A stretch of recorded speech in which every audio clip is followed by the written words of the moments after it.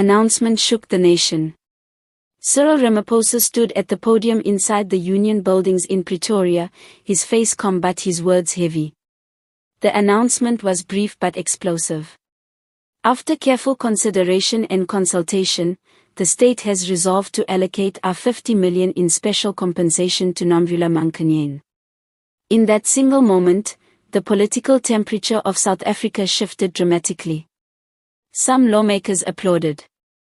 Others sat frozen in disbelief. Outside Parliament in Cape Town, journalists scrambled to broadcast the news. Within minutes, the country was divided. Social media erupted with hashtags questioning the decision. Talk radio lines flooded with angry callers demanding transparency. But the chaos that followed would be far worse than anyone imagined. While the nation argued over the 50 million payout, something far darker was unfolding in a quiet rural town.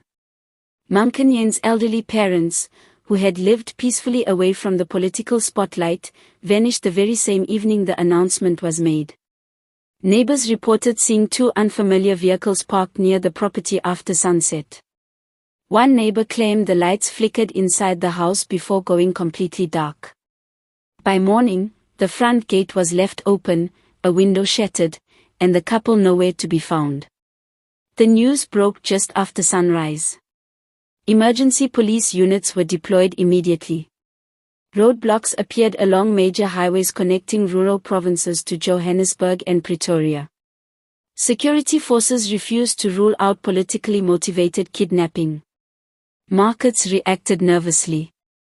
The rand dipped sharply as investors feared instability. Political analysts warned that the situation could spiral into a constitutional crisis. In Johannesburg, protesters gathered outside government buildings holding placards that read, "Where is the money really going? Protect the innocent. South Africa deserves answers." Some believed the disappearance was retaliation for the payout.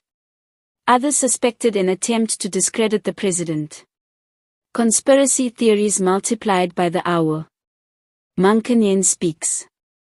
Late that evening, Monkonyane appeared before cameras, visibly shaken. "My parents are not politicians. They are elderly citizens who have lived quietly all their lives. Whoever is responsible for this, please, I beg you bring them back safely." The emotional appeal softened some critics. For others, it deepened suspicions. Was this a targeted message? A warning? A political power play? Emergency security meeting. President Ramaphosa called an emergency meeting with national intelligence chiefs and senior cabinet members. Reports suggested that the kidnapping could destabilize rural communities and spark wider unrest. Security around parliament and government offices was tightened. Borders were placed on high alert. Helicopters circled suspected locations throughout the night. International media began covering the story, framing it as a dramatic escalation in South Africa's political tensions. As night fell, unrest intensified. In parts of Cape Town and Johannesburg, small groups clashed with police. Tear gas hung in the air. Sirens echoed through the streets. The words "South Africa in chaos" trended across global platforms. Political opposition leaders demanded full disclosure regarding the 50 million allocation.